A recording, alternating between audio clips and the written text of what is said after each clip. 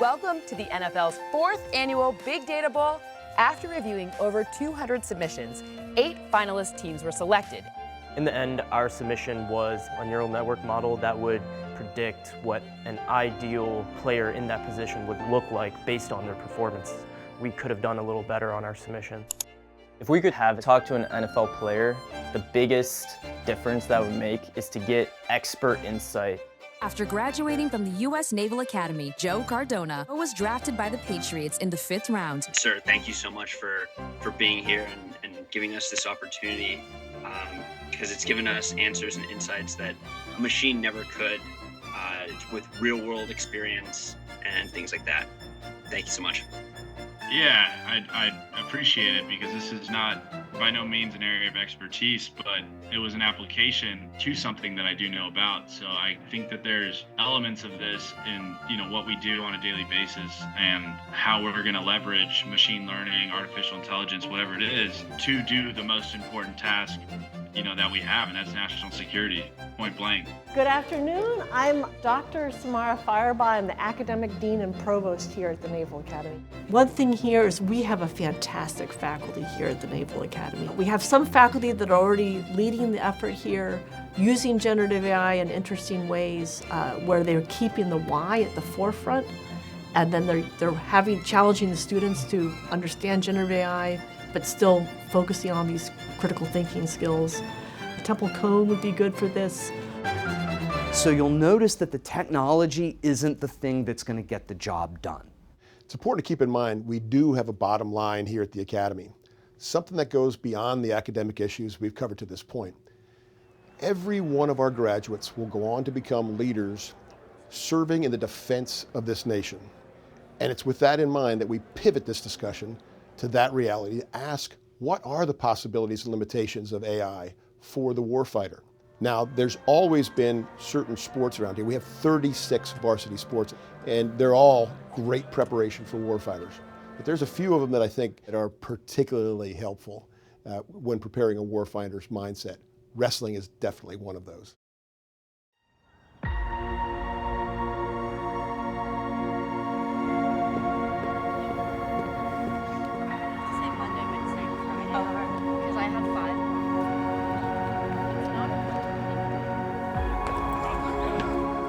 So today, we have reached a turning point in the story of Beowulf.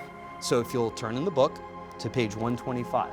Well, you just saw a class on Beowulf when he goes to encounter this dragon. What I want is to see you, and I think we can turn to Zion here, I want to see you wrestling with it. So Zion Hall is one of the plebes in my class. Young guy, great personality, and he's one of the members of the wrestling team. I'm a lot more interested in seeing you mess up and seeing the interesting things that emerge out of your mess ups. I used to coach wrestling, so when I mentioned the importance of struggling, of wrestling, I think he gets that. Get the ball, spread out, get a partner! I think the reason I get it is because I can relate. Like if we're talking about Beowulf, I can relate to him very much. Here we go!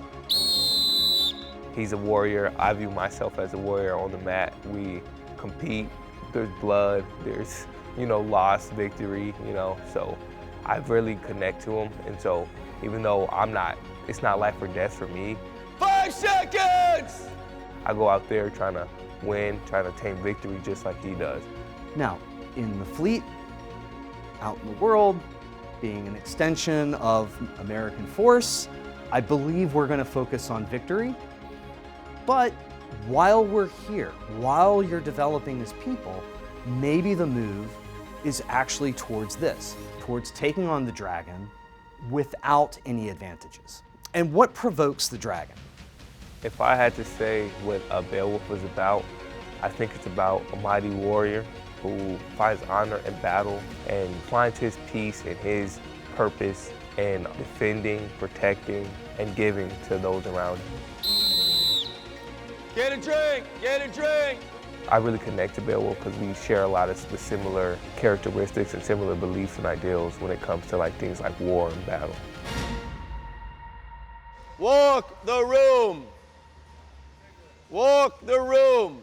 Zion, we grabbed Zion. He's a smooth, athletic guy. We think he could be great, or it could go the other way. But it's going to come down to how much work he does. And I can tell you what Zembek, and I didn't know Coleman in terms of as an athlete here.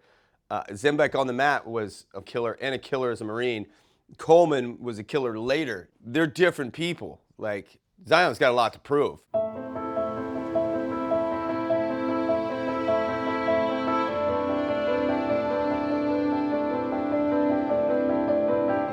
Coleman Ruiz is the perfect person to provide a warfighter's perspective to this discussion.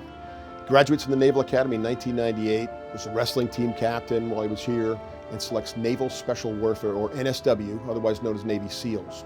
He goes on to serve multiple combat deployments in Iraq and Afghanistan, earning 4 Bronze Stars, 4 Presidential Unit Citations, and numerous other awards. He commanded at the platoon level, the troop level, the Joint Task Force level. He's led in some of the most complex environments of the last 30 years. When I look back, Joe, it was truly the athletic part of my experience here that made NSW possible for me. You know, we joke all the time. The guys who were in my BUDS class, we had this one instructor, and he was big-timing everybody, and, you know, this is the hardest thing you're ever going to do. Like, you haven't been through a wrestling practice then, you know? One of those things. It's clearly not exactly the case, but it really mattered. And it's not just physical conditioning we're talking about. No. We're talking about the mental toughness that comes from especially a one-on-one type of competition. For sure. So in that environment, you know, you're getting physically tested, you're getting mentally tested, emotionally tested, and so on. There's a role model, a key role model in your life, Doug Zembek. What was it specifically about him? I mean, he's somewhat obviously a legendary figure, not only around here, but in the Marine Corps and in a lot of circles. Some men from his Echo company were on a rooftop drawing rocket-propelled grenades from all directions. They tried to radio a tank crew for support, but couldn't get through. Zembek raced out onto the street through withering fire, climbed onto the tank, and directed the gunner where to shoot.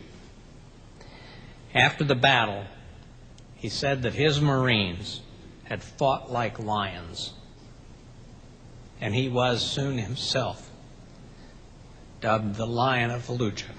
Volunteered to deploy again and was sent back to Iraq earlier this year. This time, he would not return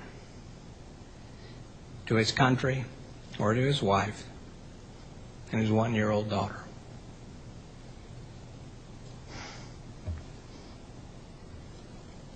In May,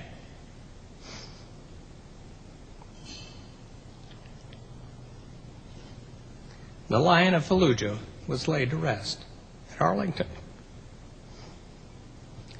and he was memorialized at his alma mater in Annapolis. A crowd of more than 1,000 included many enlisted Marines from his beloved Echo company. An officer there told a reporter, "Your men have to follow your orders. They don't have to go to your funeral."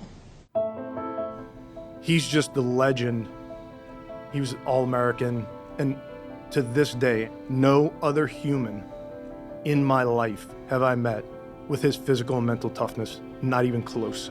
So there's 2 incredibly important people in those early years at the Naval Academy. Doug Zembek and Colonel John Ripley is a guy who won the Navy Cross in Vietnam. The book, The Bridge at Dong Ha, is about him. I met Colonel Ripley when I was a plebe at the Naval Academy. If I'm really honest, you come in here as a plebe, you're specific to wrestling. You enter that room, you are an 18 or 19-year-old, you're 4 years behind in development, and there's nowhere to hide, right? You're still competing for the same spot. You dragged your ass out of that wrestling room, just wondering if you were ever going to get a break. And you never did, you know? And why that mattered, because obviously, Joe, after 9/11, you're sitting around wondering, do I ever get a break? And the answer is no, you don't. That's right. Because the enemy doesn't give you a break, nor are they ever going to. So it's the sport itself of wrestling. It's warrior preparation in the best sense of the word, and how that plays into your career going forward then, especially in the high-stakes environment of combat. Yeah, I mean, I think, Joe, now that you describe it that way, is you think when you're younger, you're kind of looking at the bracket, and you think you're competing against all these other people. And you are, of course, like you have to step on the mat against, someone else. But what you learn at least what I learned along the way, is really, that's a mistake. Like you're really competing against yourself and your own development in a way. The win the battle. At first, I'm not even going to lie, I didn't notice it till late. It's posted all over the wall, like win the battle. But that's something that Coach preaches. And it's not winning the battle necessarily like getting wins and just winning all the time. Like coaches preach, and I've learned that winning the battle is not just winning the battle against your opponent, but winning the battle against yourself. For me, I think winning the battle is just a collective of everybody competing to the best of their ability. And you get the best competition, the best competitors when they're not thinking about winning or losing. They're just thinking about competing. And how do I win? How do I find a way to win? And we approach everything with a way. How do we find a way to win? We're never out of the fight. So in practice, right, you're trying things out. You're taking risks. Maybe you get dumped on your back. Maybe you flip the other guy. But what we're starting to realize is that our value set is not focused entirely on winning. Yeah, I think also like wrestling, like when you're competing against somebody and you know they're better, it's just like when you go against them, it's not to necessarily beat them, but see where you stand and how much like you've improved and like the areas where you can also improve on. Very good. And even though you might lose. Again, back to an athletics metaphor. The grappling and sparring lets a person try things that they're unfamiliar with. We're going to start incorporating generative AI into our English classes. I'm certainly starting to use it now. Generative AI is very much in the air these days. So this is OpenAI's ChatGPT 3.5. All I did was paste the assignment in, and I want you to see how quickly the text will get generated. Just hit send. Okay. And we put it up on the screen, and it will generate a reasonable product within 40 seconds. I can start to ask myself and them what it is we're trying to do with these assignments in the first place. Okay, so if you needed to get this assignment done in 45 seconds, you could do that. And you'll notice I'm willing to put myself at risk by showing you how to do this. Because I hope you're starting to realize right now, this isn't the point. This was never the point. It lets them see that there's thinking going on behind the scenes. It lets them see that if they fail at it, that's perfectly fine. They have to go into the wrestling match and not be spooked by the possibility of defeat. We ought to use it. It's something that's there. The students certainly use it. I use generative AIs for a class, like I have a math test coming up. I basically use Claude as a personal tutor, just to help me gain a better understanding of like the material or something that I'm having trouble with. I could definitely really use this technology such as Claude to improve my nutritional stuff. I'm not the best or well-versed in like food and diet, and that's one of the things that I struggle with, because right now I'm in a bulk, I'm trying to get bigger, so I definitely think that this can be a tool, like endless information. So if I would just do like, hey Claude, I'm trying to gain 10 pounds of muscle. What foods do I need to take in order to reach this goal? Off the mat is definitely a tool and a resource that can help you improve and be better equipped and prepared on the mat. Nice job! Generative AI can be a helpful tool off the mat, nutritional-wise, lifting-wise, getting stronger, improving myself. However, you can't take it on the mat. Nice! Good job, Zion! I think AI is going to advance the sport. Every weightlifting session, every drill session, every swim, all of it, you take it on the mat. So when you shake hands, you have this arsenal behind you of tools or weapons, or however you want to use them, or call them, that say, I deserve to win. So you're building up the person's mind. So AI is going to do the same thing. It's going to train peaking. Start getting some longer strides in there. It's going to change running programs, swimming programs for our sport. It's going to change 2-hour practice sessions. Get a drink, get a drink. So it's a great tool to find where you have some holes, but then you still have to go out and perform the work. I think my biggest question is, what are some of the limitations with these like chatbots and how accurate they are? Like, can I really rely on them, or am I going to have to like verify every time? Here's my point about how AI can help, I believe how it can help or not help, or where the limitations are. I'm not talking about what AI can do for radar. I'm not talking about advanced targeting systems. What I'm talking about is my feeling about what neural networks and large language models, they are tapping into a data set, if you use Mark Andreessen's definition. Yep. It's mathematical and computer coded learning model that taps into a data set to give you more efficient answers, right? Okay, so here's where we start bumping up against the laws of physics, in my view, as it relates to the kind of job that I did. Unless you can get all of John Ripley's knowledge into that data set, all of my knowledge into that data set, all of Doug Zembeck's knowledge into that data set, just go through the list, all my Army buddies, you have to collect that, a complete data set, and we don't have that data set. Right. So can we think of this as filtering out the complexity? Maybe one of the advantages, the edge that we're talking about, that we can get from automation or technology. Okay, Joe, so it's crazy. You know, in my real life, I was in a business call this morning before I came over, having a version of the same conversation. It is Monday. No one is shooting at you, and the fact that you're doing fantastic makes me happy. Combat, business, sports, whatever. Your business, your team, yourself, whatever. Sitting right below the surface are some simple fundamentals, laws of physics, as I like to say, that don't really change that much. And if you focus on those fundamental levers, in most environments, I can't speak for every environment, in most environments, if you reduce the complexity and understand the levers that move the needle, use the Pareto principle, 80% of those levers are going to be fundamentals, and 20% are going to sort of be entropy, like uncontrollable factors.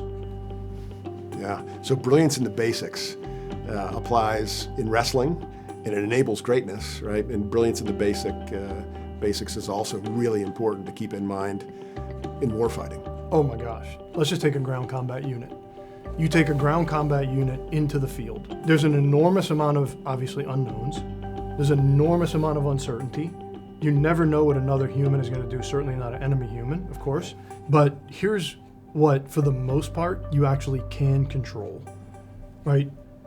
The unit is obviously prepared, but if you know the macro terrain, the macro enemy-like orientation, your air support, your QRF, your CSAR, your medevac, your CASEVAC, your supporting elements are in place. You have taken weather and moon, sunrise and sunset, all those factors into control. At the end of the day, it's effectively like the same mission set over and over again with 20% uncertainty. But I do believe 80% of any mission set is controllable, and 20%, like, forget it. It's always going to be chaotic. So to say that, to do a hand wave and say that any computer system built by Palantir or anybody else, at least as we sit here today, is going to give you this personal chatbot type assistant, real time, on the ground, to help you reduce this 20% complexity, it's going to do amazing jobs in the 80%. Until the data set of the type of thing we're talking about, combat action in the field, is complete, your large language model doesn't work. You just have to experience the conditions on the ground to know that, sort of like when the first shot clacks off, all this extra shit doesn't help. You know, it's all the personal preparation, the knowledge, the experience, the reps. The chatbot cannot get you through a firefight. It is not going to help Zion Hall be an All-American. He has to help himself be an All-American, right? Because you can't take your chatbot onto the mat. Back to what we're trying to do with that assignment. If I wanted Beowulf, I'd read Beowulf. If I want you to just get it written, you can just get it written. So here's the question. What was the whole point of the assignment?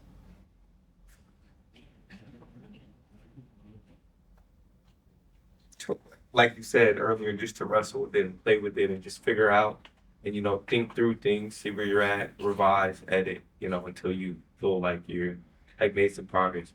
There's value in that loss. There's value in that defeat. Out in the field, we have mission success as a goal. That's fine. But you're not trying to achieve a mission here. Your education isn't a mission. That doesn't make sense. Your education is about you flourishing and developing as people. Well, that definitely means you have to fail at certain times, okay? All right, have a great day. Handout you gave us a few weeks ago about the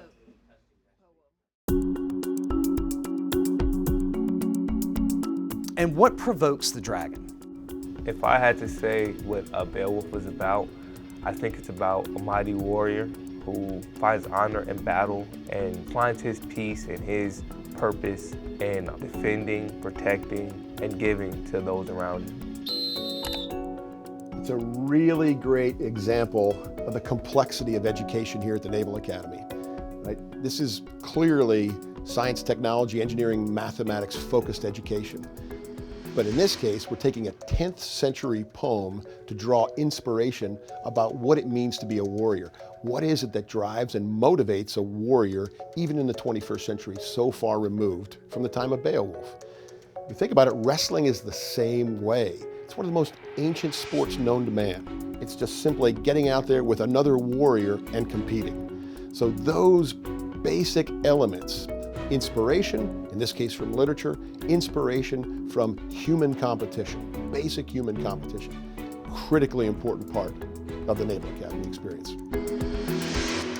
Generative AI is very much in the air these days. My use of generative AI is for a class, like I have a math test coming up. I basically use Claude as a personal tutor. This is a really important point because so many educators, parents, people in positions of authority right now talk about AI as this coming wave that's going to impact us. What they fail to realize is this generation is already using it. The wave is here. It's being used now. We have to figure out how to harness it. Until the data set of the type of thing we're talking about, combat action in the field, is complete, your large language model doesn't work. You just have to experience the conditions on the ground to know that sort of like when the first shot clacks off, all this extra shit doesn't help. It's all the personal preparation, the knowledge, the experience, the reps. The chatbot cannot get you through a firefight. This is a really important point here, because he's talking about an inherently complex system, right? Combat is the ultimate complex system. The stakes are so high in combat that we have to get this right 100% of the time as best we can. And that is the reason we're focused on combat in this part of the series, because it shows the limitations of artificial intelligence. Unless you can get all of John Ripley's knowledge into that data set, all of my knowledge into that data set, all of Doug Zembeck's knowledge into that data set, just go through the list. All my Army buddy, you have to collect. So if all you know about Doug Zembeck as a Lion of Fallujah, or about John Ripley at the Bridge at Dong Ha, you don't know what enabled them to act with valor in combat. And you never will, because that doesn't appear in any data set.